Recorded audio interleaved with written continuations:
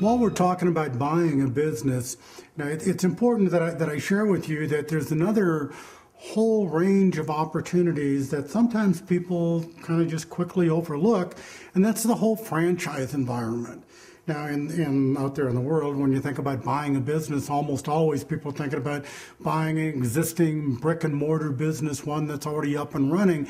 And clearly those are available, and I encourage you to look at those and to consider them, and hopefully you'll find the one you really want to buy, and you'll do the right due diligence, and it'll turn out to be a great transaction. And all of that aside, there's another whole opportunity all by itself, and it's called franchising.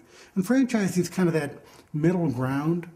You're not buying a real existing business that's already up and running yet necessarily, and you're not truly starting one all by yourself.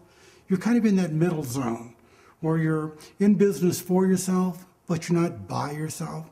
You have a whole group of people coming in to help you, the franchisor, and we'll talk about the advantages and disadvantages of a franchise in just a minute.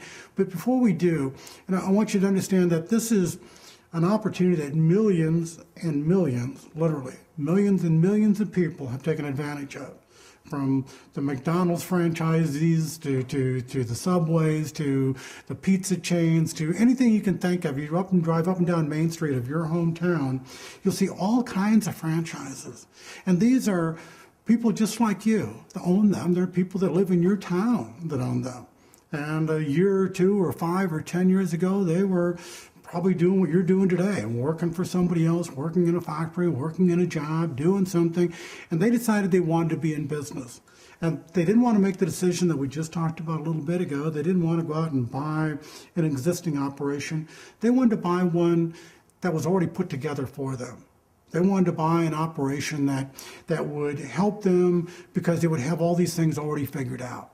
Well, I'm going to talk to you now about the advantages and the disadvantages of buying a franchise, and all things. Remember that yin and yang, the back and forth and the up and down, and the law of reciprocity and the law of polarity. For every action, there's an equal and opposite reaction.